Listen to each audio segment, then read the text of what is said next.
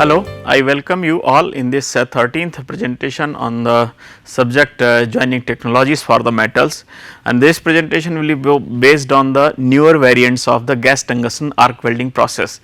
In the last lectures related to the gas tungsten arc welding process, I have talked that this process is very clean and it is mainly used for producing the critical weld joints. The clean process is because the oxygen and the nitrogen content in the weld are much lower than what is generally obtained in case of the other arc welding processes.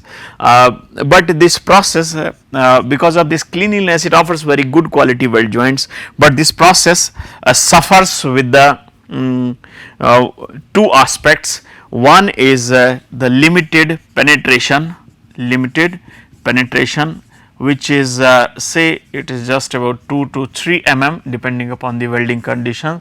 So, in one go we can weld just the plates of 2 to 3 or if the thicker plates are to be welded, then we require large number of the passes. So, in that case if the large number of the passes are required, then the productivity gets reduced or productivity is adversely affected. Another thing is that whatever deposition rate, since the process is non-consumable type. So, in the arc when the arc is established between the tungsten electrode and workpiece, we have to feed the electrode externally. So, feeding of the electrode externally lowers the deposition rate. Actually, the heat input with the process is very low. So, the melting rate of the electrode which is offered by this process is also not that very high. So, melting of the filler is also not very high, and because of this we will see that the deposition rate is very limited, like 2 to 3 kg per hour. So, such a low deposition rate adversely affects the productivity. Further, it requires large number of the passes. So, limited penetration is the one aspect, and the low deposition rate, reduced deposition rate is the another you can say the negative side related with the process, because of which it takes very long to complete the weld joints, especially in case of thick welds. So, various efforts have been made to modify the gas tungsten or conventional gas tungsten arc welding process in order to overcome these points related to this process. So, I will talk about the three variants which are there of this process. One is pulse GTAW, another is hot wire GTAW, and the third is activated flux GTAW. So, I will talk about the basic principle of these three processes, and we will try to see how do these work in reducing the adverse reducing the negative sides of the conventional arc welding processes. So, first of all I will start with the pulse GTAW process. Pulse GTAW process means in the conventional GTAW we supply the DC. Usually it is a DC EN, and the current whatever is selected, and it is a constant current type of the power source. So, whatever current is selected is mostly constant, say 100 ampere or 150 ampere. So, this value is constant, and in this case it is easier to calculate the heat input from the VI, like not heat input, arc power, and then VI by S can be used for determining the net heat input. But in this case as you have seen the melting the penetration depth is limited, and the melting rate is low. So, efforts have been made to increase the penetration while maintaining the low heat input positive sides of the conventional GTAW. So, what has been tried, like let us vary the current instead of keeping it constant, the current is varied. So, here like say the x axis on the time scale like say milliseconds, or and here the current value. So, the current is in ampere. So, the current is fluctuated between the two levels during the process. So, here the power source connected say negative terminal and positive terminal is connected to the workpiece and negative terminal is connected to the electrode, and here is an arc. Say this is in top view, the plate is here and this is the arc location. So, the current value is fluctuated between the two levels, like say this is background current level, and then it is moved up, it is increased to the high level. This increase in level, the higher level of the current is called peak current, and then again it is brought to the lower level. So, the current is basically pulsated between or changed between the low level and the high level. So, low level of the current, that is called IB, and high level current is called IP, that is the peak current, and the corresponding durations are also called IB for IP for TP for the duration for which the peak current exists, and the background current, the duration for which the background current exists, is defined as TB. So, the cycle is a combination of, one cycle is a combination of the TP plus TB. So, background current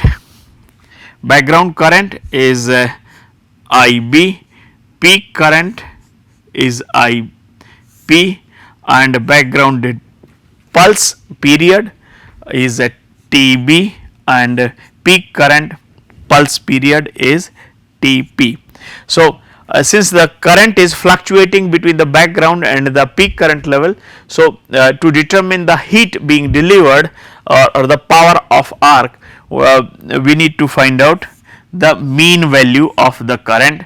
So, I mean is determined, and for that purpose one simple equation is used, the value of the peak current multiplied by the duration for which peak current exists plus value of the background current multiplied by the duration for which background current exists divided by the cycle time, that is the peak current plus background current. So, this is how the I mean is determined, and once the I mean is available, it is multiplied with the arc voltage to determine the power of the arc. Advantage of this is what?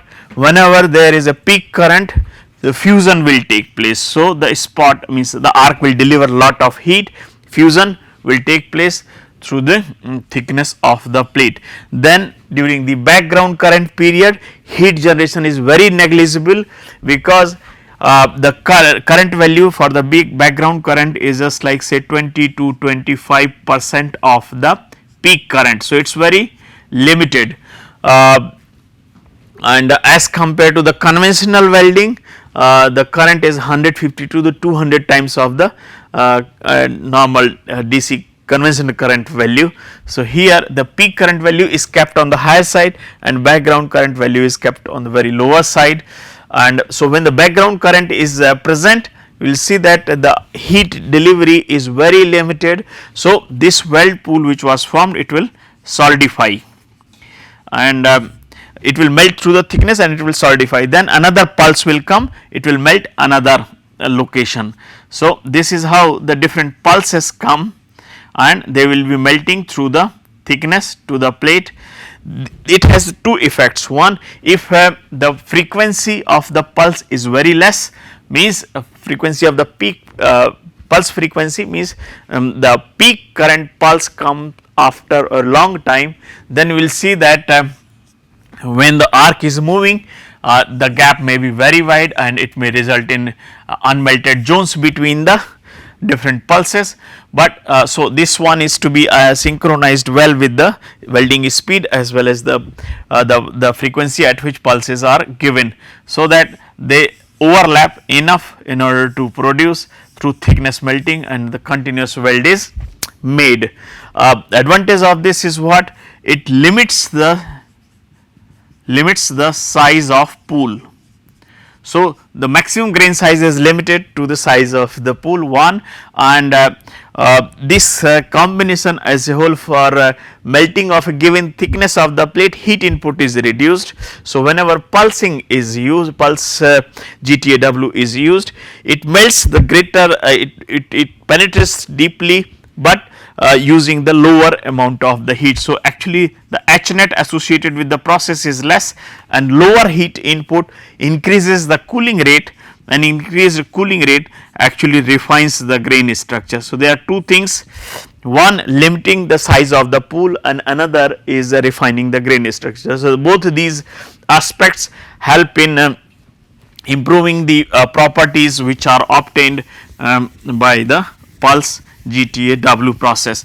So, advantage side, if we see the pulse GTAW, it is able to melt the thicker plates even with the lesser heat input, and reduced heat input offers the advantage of the reduced grain size, reduced size of the HAZ. So, the refinement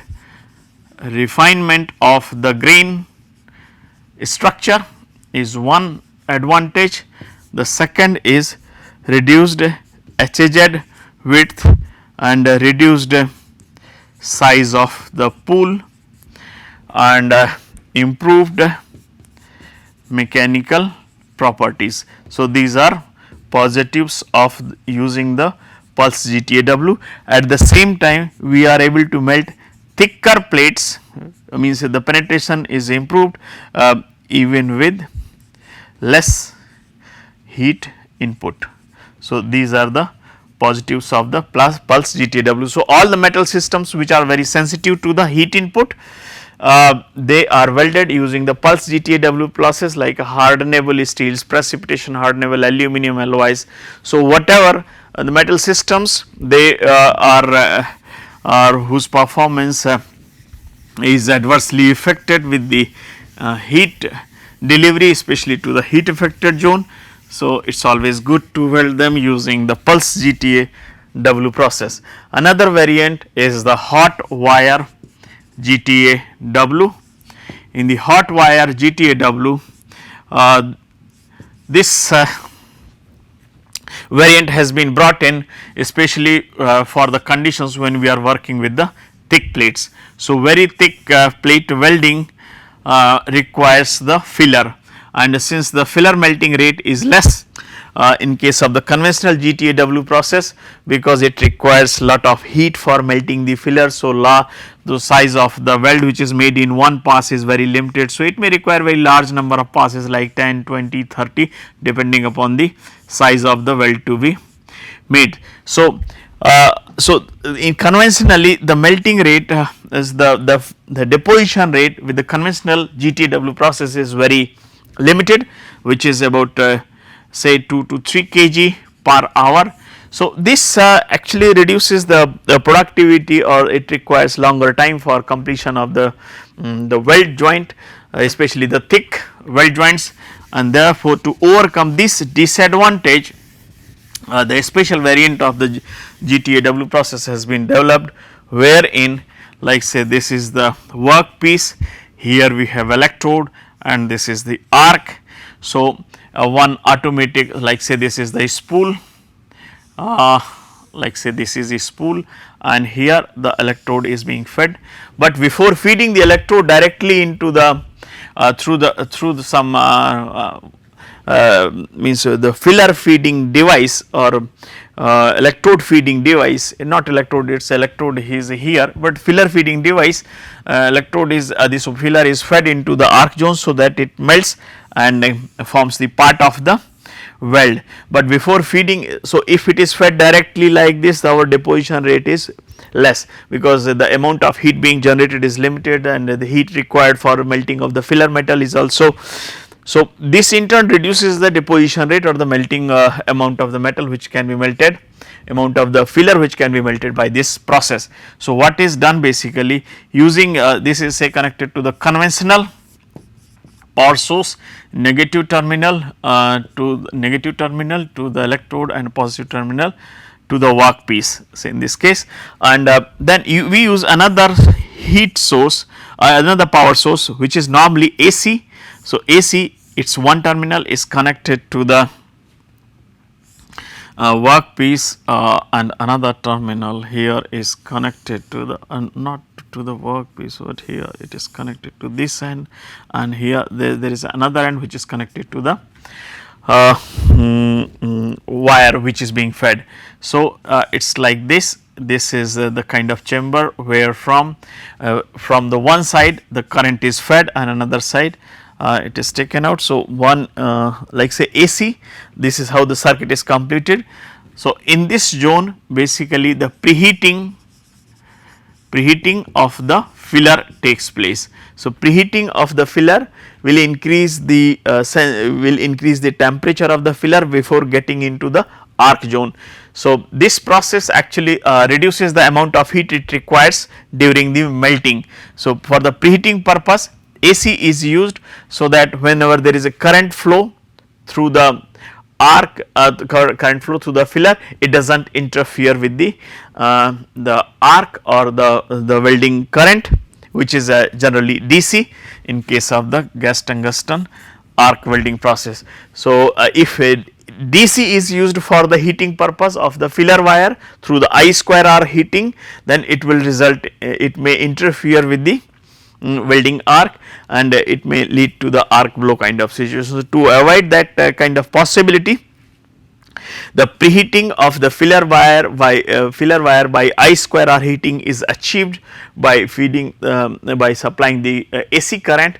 So, that the filler wire is preheated, and this preheated filler wire whenever reaches in the arc zone, it melts at a faster rate. So, the deposition rate which is achieved after preheating of the wire or the filler wire, which becomes much higher as compared to the case of the conventional GTAW. And to see the comparison of this process, we will see that here, if here we have the power which is being used, power of the arc, say it is 2 kilowatt, and here say 8 kilowatt, then it may result in like 2 to 3 kg, and here it may 8 to 10 kg per hour. So, here we have in y axis deposition rate, and in the x axis the power of the GTAW arc.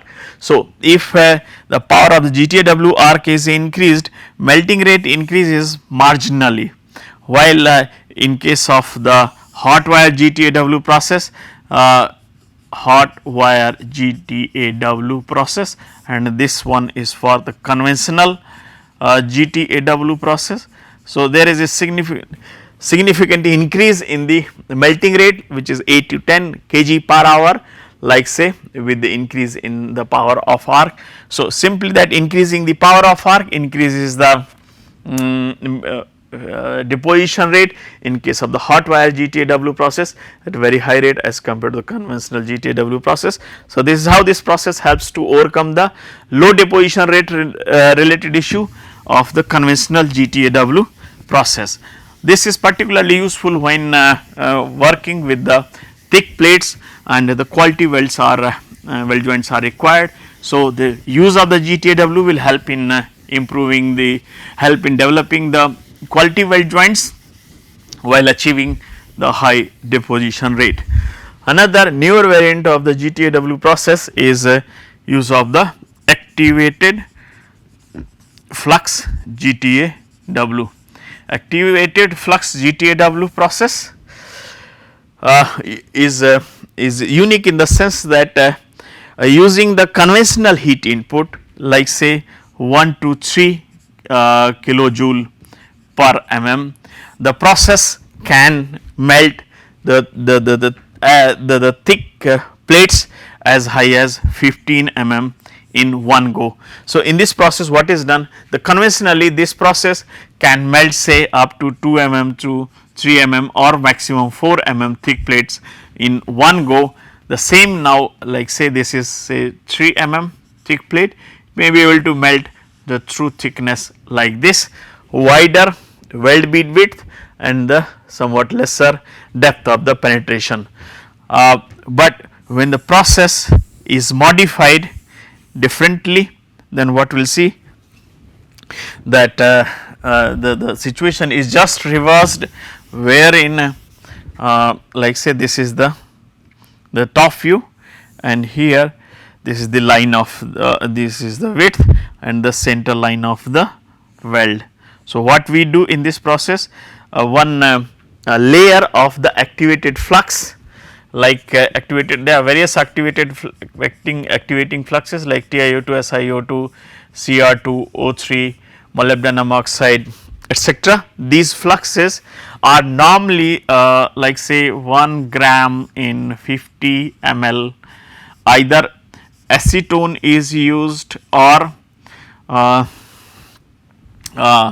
ethanol is used. So, a mixture is made in form of the paste and this is deposited over this is one paste is applied over the surface of the base metal to be joined, and once the paste is applied, the welding arc is fed.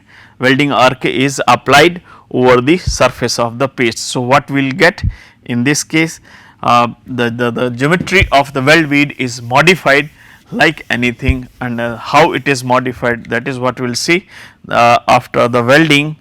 When GTAW arc is supplied after application of the activating fluxes, then the weld bead geometry is completely modified. We may get much deeper penetration and very narrow width. So, this width gets reduced while the depth is increased, and efforts have been made to weld in one go the stainless steel, austenitic stainless steel up to 15 mm, and while having the width of the 12 to 13 mm only. So, almost same equal to the means the width to the depth ratio of about 0.9 to 1 also has been achieved, and this kind of thing help in reducing the angular distortion and increasing the depth of the penetration for improved productivity. So, how this kind of effect is realized for this purpose means for this dramatic change in the increasing width, increasing depth and the reducing width is achieved. For this purpose, the two theories have been advanced, and these are related with the one is arc constriction, which occurs due to the application of the fluxes, and the second is reverse Marangoni convection which takes place. So, I will explain what it is. Basically, in conventional arc welding processes, the width is more and depth is less. So, in this case, in conventionally the molten metal flows from the high surface tension from the low surface tension to the high surface tension area. Since the temperature at the sides is less and the temperature at the center is high. So, we will see that the surface tension is high at the sides and it is low at the center. So, because of this, most of the time molten metal flows from the center towards the sides. So, heat is transported towards the sides and we get that much wider and wider weld is made, instead of transporting the heat down to the root or the bottom of the plate, so that the depth of the penetration can be increased. So, this is one thing which is ensured through the reversal in Marangoni convection. It has been proposed that these fluxes reverse this flow pattern, and when the flow pattern is reversed, like at a high temperature the surface tension behavior is just reversed. High temperature causes high surface tension, and low temperature low surface tension. low surface tension. So, because of this the flow pattern is reversed, and when the flow pattern is reversed we will see that whatever heat is being delivered by the arc, it is transported. Because of the reversal in flow, now the flow is down at the center and going up from the sides. So, because of this whatever heat is delivered, that is transported directly to the bottom of the plate. So, that in turn helps in increasing the penetration. And arc constriction is the another hypothesis, wherein use of the flux basically constricts the arc, and earlier if the arc was wider, its width is reduced and it is applied over the smaller area, and once the arc is constricted, heat is localized over a smaller area, and then it is transported effectively through the Marangoni convection, which in turn helps in increasing the depth of the penetration. So, these are the two effects which have been attributed to the for the increase in depth of the penetration and reduction in width of the weld. Because of this and the nature of this process is such that the depth is increased, width is reduced, this in turn helps in reducing the angular distortion. This is one. It reduces the cross sectional area of the weld, which in turn helps in reducing the volume of the weld metal, which will be shrinking, and a reduction in volume of the weld metal will in turn will reduce the residual stress magnitude. So, 25 to 30% of the residual stress magnitude is generally observed as compared to the conventional arc GTAW process. Another thing is that our HAZ width is reduced because heat input is reduced for the given thickness. So, reduced heat input further helps in improving the performance of the weld joint. So, now I will conclude with this, that a lot of efforts have been made for improving the capability of the conventional GTAW process, for increasing the increasing the heat input increasing the depth of penetration using the activated fluxes, so that the deeper thickness means thicker plates can be welded in single pass as high as up to 15 mm. For austenitic stainless steel and normally ferritic steels also can be welded up to 8 to 10 mm under the optimized conditions of the fluxes as well as the heat input. And further efforts have been made to increase the deposition rate using the preheating of the filler wire, so that the amount of heat required for melting of the filler wire can be reduced, and using the pulse GTAW process, which melts the deeper using the pulses of the peak current and the background current, and this in turn helps in reducing the heat input while achieving the deeper penetration and developing the quality weld joints. So, these are the three kind of newer variants of the GTAW process have been talked about. In the next now in the next lecture I will talk about the newer means unconventional welding processes, for example, like the radiation based processes, electron beam welding and the laser welding. Thank you for your kind attention. Thank you.